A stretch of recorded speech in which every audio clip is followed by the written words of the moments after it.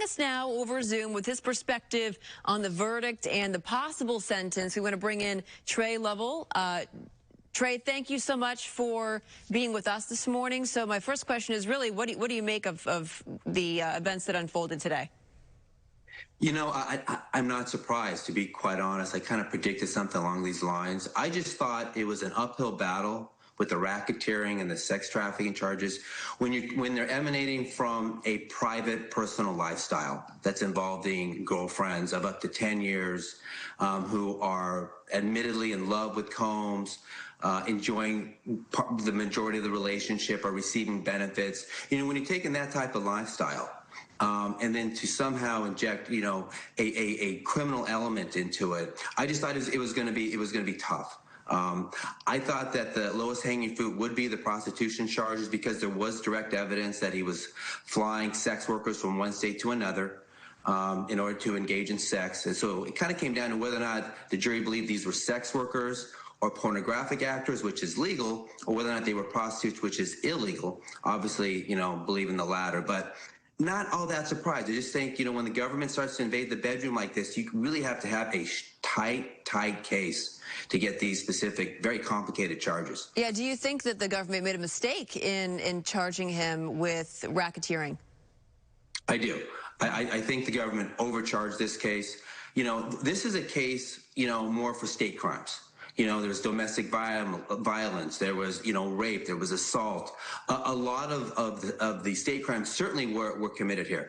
I did not think this rose to the level of federal crimes, and certainly not racketeering. I mean, racketeering is preserved for, you know, organized crime, enterprises, you know, groups that are set up, you know, purposely to do crime. You know, not media companies, you know, songwriting companies, publishing companies, things like that, music companies, you know, that are legitimate, but somehow are being contorted and used at times for this perpetual scheme. So I thought it was just a really difficult crime. And yes, you know, charging racketeering, charging sex trafficking under these facts, I think was an overreach. So why overcharge? Is it pretty typical to go down this route to do so? Is it to send a message? Is it just to go in with everything you've got? But wouldn't you have to go in knowing that, hey, I can prove this before I put it all out there? Absolutely. Listen, I think the celebrity status was one of the reasons. You know, if this weren't P. Diddy Combs, I don't think they would have charged it. You know, the government likes to go after celebrities for a couple reasons. First, they're high profile, and it's going to get a lot of resonance with the public, and it's going to be out there. And they can use it for good deterrence. You know, by charging certain crimes with celebrities, they can show other people that, hey, we're serious, we're coming after people, and hopefully deter the public in general. So, you know, they like to target high profile people, not necessarily for a bad reason. But here, I think it was his celebrity status that really lured them in. And then at that point, it's like, okay, let's see what we can build a case around. And as I said, had it not been P. Diddy Combs, I think there's a good chance this case would have never been charged. I think one thing that surprised me, at least, was when this whole case first broke and we first found out about this, the number one thought that I had was, man, there's going to be so many rich, powerful people who are connected to Sean Combs that might have had something to do with covering this up, with aiding and abetting what he was allegedly doing, and that you would see them get subpoenaed. But that never really happened. No, I totally agree with you. Also, remember, there were 60-something civil lawsuits filed. That is 60-something victims plus out there that I thought they were going to haul into court and have a string of victims to really build up the case. They ended up with 2. And I just don't know how that happened, because the victims are going to be the strongest evidence here. They're going to be what you build the predicate acts around. They're going to be what you build the case around. And certainly they're the subjects of the sex trafficking. So the fact that they had so many victims out there, by definition, because of all these civil cases, you know, and they used so little, I was very, you know, when this indictment first broke, it was a bombshell. We're all like, oh my God, you know, they got him, you know, tooth to nails. They're going to have all these victims, all this evidence, and it just didn't meet those expectations. And as the case started to progress, and as the defense started to hammer out a lot of these predicate acts, they're coming up with justifications. for it, and explanations and text messages, showing love and affection. And I'm excited to do these sex acts. I'm excited to do these freak offs. It just started to take the case apart. Watching this unfold, what's fascinating is how people hear the details, right? And they're tough details to hear, and they're a little disturbing, actually, to hear. And the average person thinks, oh, my gosh, like, this is terrible. This guy's going away. He's getting locked up. It's over for him. But this is what comes into play when a judge gives a jury clear, specific instructions on, here is what you have to do. It's not about the lifestyle he led, whether it was moral or not, whether he's a terrible person or not a terrible person. You have to just break down the facts of the case. Right. Absolutely. And let's take that video, for example. That video could actually help both sides. I mean, it showed Combs as a horrible person, as a domestic abuser, domestic violence. But then again, the defense user said, hey, this is an example of a relationship. These are two people in a 10-year relationship having a fight. Yes, it's gone to horrible levels, and what a horrible guy. But to take this video of two people fighting in a relationship and alleged racketeering, alleged sex trafficking, so the defense can kind of use that to poke holes that this is examples of the overreach. We're not saying, we're owning these domestic violence crimes. We're owning the assault crimes. He did it. But that's not what this is about. This is about racketeering. It's about sex trafficking, and they don't have it. As his defense even said, he might be an abusive person, but urging the jury to consider this, that does not make him a sex trafficker or somebody who's engaging in racketeering. They made a very clear distinction. Absolutely. And that's really what it's about. And the important thing is you have to keep your credibility with the jury. So the defense had to own it. I mean, it's clear based on the videotape. That's horrendous. You can't deny that. You can't justify that. Don't even try, or you're going to lose the jury. But own it. Say, yeah, you're right. This is horrible. He did this. But this is a state crime. This is not racket. This is not Al Capone. This is not the Tony Soprano of baby oil. This is a state crime, which is not charged here. And you need to keep your eye on the ball. You need to keep the focus, and they were, led through with the jury instructions to try to keep that focus, and the jury followed it. I mean, kudos to juries. Juries do, good work in the sense. I think they really want to get the right result, and they take the time.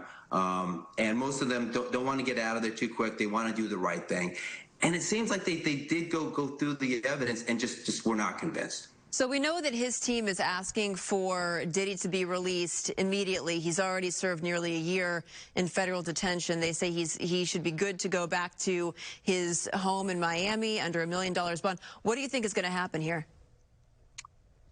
I think he'll probably get released. They got to remember when he was arrested, they were trying to get him out on bond based on the fact that he was the fear of threatening witnesses, trying to alter facts, things like that.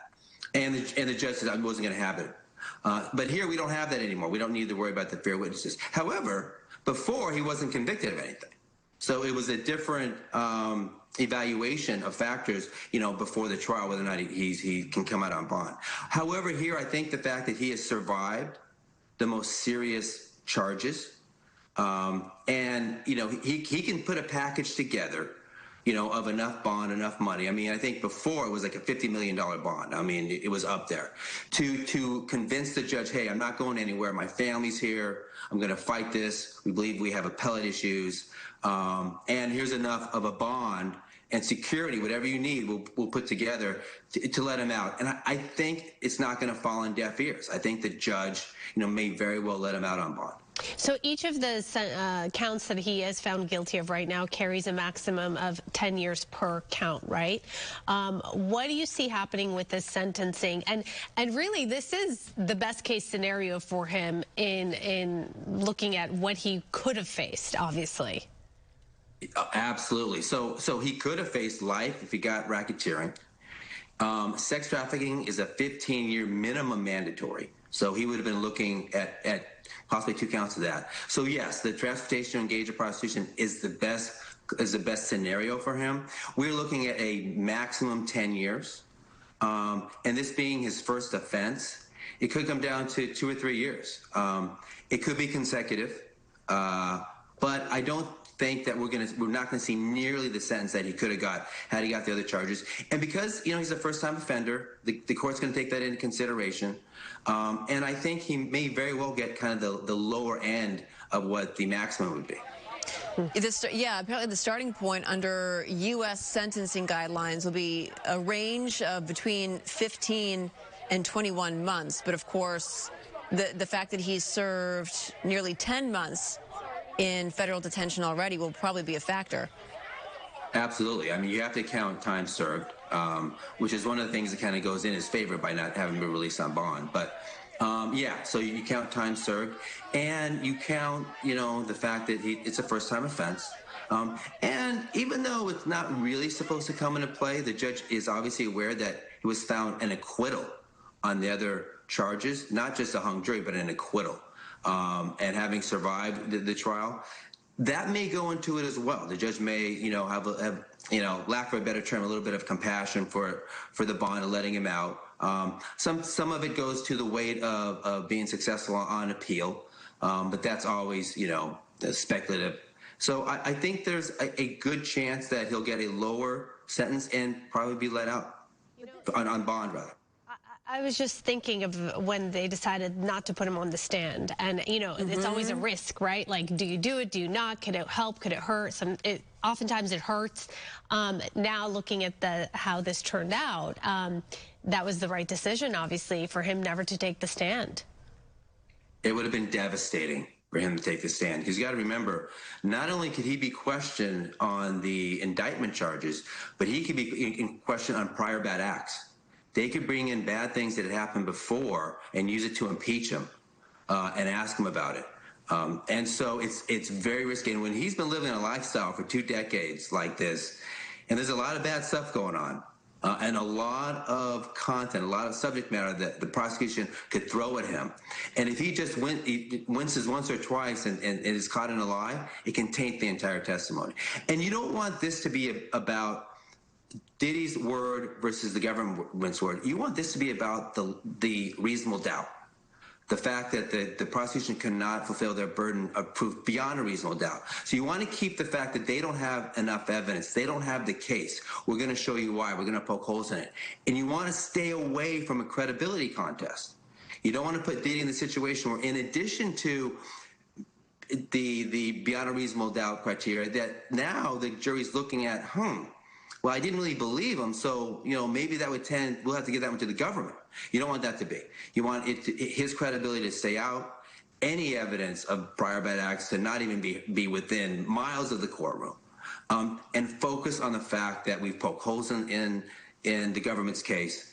This is an exotic lifestyle gone awry, but this is not racketeering, it's not sex trafficking. And so it was a no-brainer. There was no chance they were going to put him on the stand. Well, meantime, Trey, I want you to see what you think about this. We're just hearing a statement from Cassie's lawyer. Part of it reads, "By coming forward with her experience, Cassie has left an indelible mark on both the entertainment industry and the fight for justice. We must repeat with no reservation that we believe and support our client, who showed exemplary courage throughout this trial. She displayed unquestionable strength and brought attention to the realities of powerful men in our orbit and the misconduct that has persisted for decades without repercussion. This case proved that change is long overdue, and we will continue to fight on behalf of survivors." So that is a statement just released from Cassie Ventura's attorney. And you do think, I mean, if there is one takeaway from this entire trial, it's that, right? It is that great power going unchecked for decades. It can lead to this. Yes, absolutely. Listen, Cassie did nothing wrong. I mean, she was courageous to come forward. She told the truth. She told what she really felt. And for her to having done that, it's symbolic, and will empower other women, to not sit back in situations where they think they've been hurt and treated bad.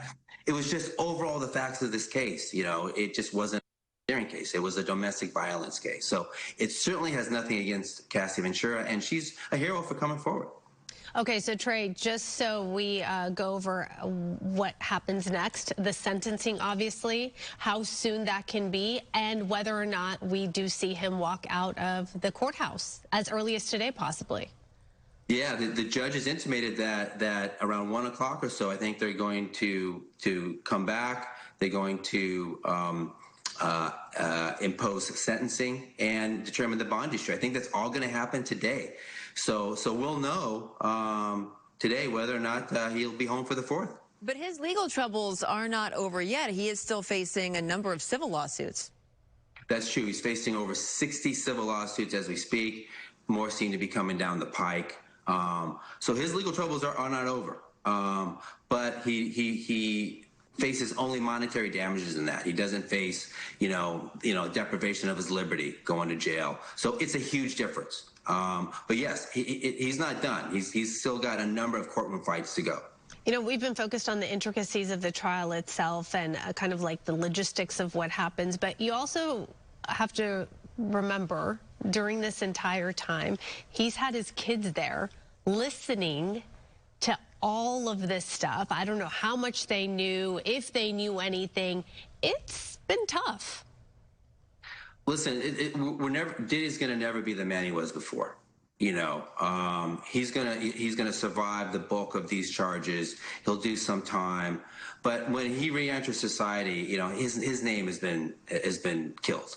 It has been branded bad. He's not going to have the same type of success. People are going to stay away from him. It's going to be kind of the O.J. Simpson branding, where he'll be somewhat ostracized to a certain extent. He'll still have his loyalists and be able to do certain things, but he's not going to have the name and the power and the brand that he had before the trial. All right. Tre, thank you so much for your insight and your commentary. We appreciate you. Thanks for having me.